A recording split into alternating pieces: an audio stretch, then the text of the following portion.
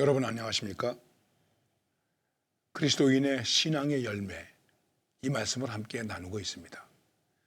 다시 한번 강조해서 말씀을 드리면 열매로 그 나무를 안다. 주님은 아주 단순하게 말씀하셨습니다. 그래서 포도나무가 무화과 맺을 수 없다. 무화과 나무가 포도를 맺을 수 없다. 엉겅퀴에서 무화과를 거둘 수 있겠습니까? 우리 속담에 콩 심은 데 콩 나고 팥 심은 데 팥 난다. 이렇게 말하고 있습니다. 과연 그리스도인은 그리스도인이라고 할 때에 그리스도인 속에서 무엇이 맺어질 수 있을까? 어떤 열매가 우리에게 있는가? 이것입니다. 그리고 그 열매에 대해서 성령의 열매의 내용을 중심으로 여러분들에게 말씀드리고 있는데, 성령의 열매라고 말씀을 드리지만 사실 이것은 성령의 열매는 말씀으로 사는 그리스도인의 삶의 인격이다. 이렇게 말할 수 있는 것입니다. 그래서 사랑, 그리고 희락, 화평, 세 가지를 말씀드렸습니다. 우리는 성령의 9가지 열매를 얘기하고 있습니다. 9가지만 되겠습니까? 과연 이것이 우리에게서 열매로 나타난다는 것은 무엇일까? 이것을 말씀드리는 것입니다. 그 중에서 오늘은 4번째 얘기로 오래 참음, 이렇게 말씀하고 있습니다. 간단하게 인내, 이렇게 얘기할 수도 있겠죠. 사랑의 로드맵을 말씀드릴 때에 사랑에 대한 성격을 말씀드릴 때 사랑은 오래 참고, 이렇게 말씀을 드린 적이 있습니다. 오래 참는다. 사랑은 오래 참는다. 자, 사랑이 있으면 기쁨이 있겠죠? 기쁨이 있으면 어떻게 되겠습니까? 그 기쁨을 가지고 평화를 누리겠죠. 그리고 이것이 계속해서 유지되기 위해서는 어떻게 되겠습니까? 우리에게 참는 것이 필요하다 하는 것입니다. 성경에는 참는 것에 대한 얘기를 많이 하고 있습니다. 어리석은 자는 쉽게 노하거니와, 이렇게 말씀하고 있습니다. 쉽게 화를 내는 사람은 어리석은 사람이라는 것입니다. 이렇게 말씀을 드리면 그 어리석은 사람 중에 한 사람이 바로 저 자신입니다. 왜냐하면 쉽게 화를 내거든요. 너무 쉽게 화를 냈습니다. 지금도 너무 쉽게 화를 내는 것 같아요. 그리고 후회합니다. 그렇죠. 여러분, 화나죠. 화날 일이 많이 있죠. 그런데 의외로 많은 사람들이 너무 쉽게 화를 내는 거예요. 조금만 참으면. 그래서 이런 얘기까지 있는지 모르겠습니다. 무슨 말을 하기 전에, 어떻게 하기 전에 3초만 생각해라. 3초. 하나, 둘, 셋. 내가 무엇인가 화를 내고 싶은 마음이 있겠죠. 소리를 지르고 싶겠죠. 그럴 때 내기 전에 하나, 둘, 셋. 그리고 그러면 그 사이에 좀 화냄이 가라앉지 않을까. 이런 것이죠. 우리가 참는다는 것이 얼마나 귀한 것이냐, 이런 것도 중요한 것이지만, 여러분 한번 참는다라고 생각할 때 우리가 먼저 스스로를 보면서 너무 쉽게 화를 내고 있구나. 나는 너무 쉽게 화를 내고 있는 사람은 아닌가 하는 자기 성찰이 필요하다고 생각합니다. 자, 화를 참는다. 그런데 이 화를 참는 것에 있어서 중요한 것이 있습니다. 그것은 무엇입니까? 오래 참는다는 것입니다. 오래 참는다. 오래 참는다는 것은 오랜 시간을 얘기할 수도 있을 것입니다. 그러나 오래 참는다는 것은 결과가 있을 때까지 참으라는 것입니다. 더 강조해서 말씀을 드리면, 이제는 안 참아도 되겠구나. 그렇게 될 때까지 참으라는 것입니다. 그러면 얼마나 오래 참아야 되겠습니까? 생각해 보십시오. 내가 얼마나 오래 참고 있을까? 이제는 그만 참아도 되겠구나. 이때까지 참고 있는가? 늘 말씀드리지만 우리는 그렇게 생각하지 않고 내가 참고 싶어 참나? 이젠 더 이상 못 참아. 또 한 번만 그래봐라. 그땐 못 참아. 우리는 이렇게 생각합니다. 그건 참는 거 아닙니다. 그거는 벼르는 것입니다. 우리가 종종 벼르고 있으면서 내가 마치 참고 있는 것처럼 착각을 하면서 참고 있는 경우도 많이 있다는 것입니다. 그러면 오래 참는다고 그럴 때에 그 오래 참음이라는 것이 어느 정도의 오래 참음일까? 여러분 한번 생각해 보십시오. 성경은 이렇게 말씀하고 있습니다. 주님께서 오실 때까지 길이 참으라.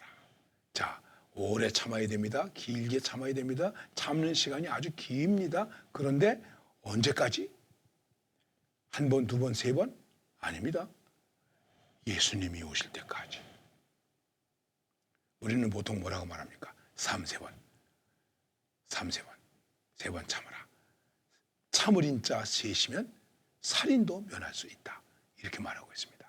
그런데 성경은 주님이 오실 때까지 참으라. 어떻게 하면 좋겠습니까? 주님이 오실 때까지 참아야 됩니다. 다 아시는 말씀이죠? 베드로가 주님께 물었습니다. 주님, 내가 형제를 몇 번이나 용서해 줄까요? 한 7번쯤 할까요? 이스라엘 백성들은 7이라는 숫자를 완전성으로 생각했기 때문에 아마 그 말 속에는 한 7번 정도 참으면 그래도 괜찮은 거 아닌가? 주님, 7번 정도 용서하면 되겠습니까? 이만하면 되겠죠? 그랬더니 주님께서 뭐라고 말씀하셨죠? 70번씩 7번을 하라. 그냥 7번이 아니라 70번을 7번 하라. 숫자적으로 얘기한다고 하더라도 490번을 용서하라는 거예요. 이 말은 490번을 참아야 된다. 그 얘기하고 같은 것 아닙니까? 가능하겠습니까? 490번을 어떻게 참습니까? 못 참죠. 이렇게 생각하면 여러분에게 지금 우리는 참아서 그리스도인의 신앙의 열매를 가짐으로 우리의 인격을 드러내는 삶을 좀 성숙한 모습을 드러내자라고 말씀을 드리지만 저 자신도 이런 얘기를 할 자격조차도 없는 것이죠. 정말 못 참았습니다. 아니, 이럴 수가. 그리고 참지 못하면 그 다음에 뭐가 나옵니까? 화가 나오는 거죠. 화가 나오는 것입니다. 자, 우리의 참는 시간, 참는 길이, 참는 양, 그게 주님이 오실 때까지 그렇게 참아 끝까지 견디는 자는 구원을 얻으리라. 성경이 말씀하고 있습니다. 이렇게 인내하는 자를, 이렇게 참는 자를 성경은 복되도다 말씀하시고 그 복은 생명의 면류관으로 연결된다고 말씀하고 있는 것입니다. 우리의 참음이 생명의 면류관으로 연결될 수 있도록 그렇게 참아야 되는 것입니다. 그리고 또 한 가지를 얘기하고 있습니다. 그것은 무엇이냐면 농부같이 참으라. 여러분, 농부는 참아야 됩니다. 참는 것은 어떤 참음입니까? 기다리는 참음입니다. 뭘 기다려야 됩니까? 씨를 뿌렸습니다. 씨앗이 싹 터서 나올 때 기다려야 됩니다. 씨앗은 뿌렸지만 농부가 싹트게 할 수 있습니까? 싹트게 할 수 없습니다. 그 다음에 또 무엇을 기다려야 됩니까? 비를 기다려야 됩니다. 이른 비와 늦은 비를 기다려야 됩니다. 참 농사 짓는 분들은 훌륭한 분들이에요.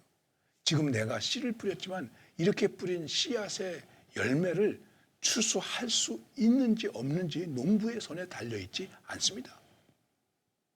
우리는 그냥 씨 뿌려 거두고 농사 짓고 내 입에 쌀밥이 들어오는구나 이렇게 생각하지만 실제로 그렇지 못하다는 것입니다. 홍수가 나서 다 쓸어가 버리기도 하죠. 가뭄이 돼서 다 타버리기도 하죠. 벌레들이 다 먹어버리기도 하죠. 바람이 불어서 쓰러지기도 하죠. 여러분, 뿌린 씨앗이 열매가 되어서 우리의 손에 들어올 때까지 어떻게 됩니까? 길이 참는 것입니다. 농부는 기다리는 것입니다. 기다려야지. 비를 기다려야지. 햇빛을 기다려야지. 열매가 익을 때까지 기다려야지. 예. 그래서 농부같이 참으라. 내가 결과를 만들어낼 수 없지만은 그러나 이 결과가 아름답게 주어질 때까지 참으라는 것입니다. 그리고 성경은 이렇게 말씀합니다. 마음을 굳건히 하고 참으라. 흔들리지 말고 참으라는 거예요. 변덕 부리지 말고 참으라는 거예요. 참을까 말까 할까 말까 변덕을 부려요. 그런 일들이 얼마나 많습니까?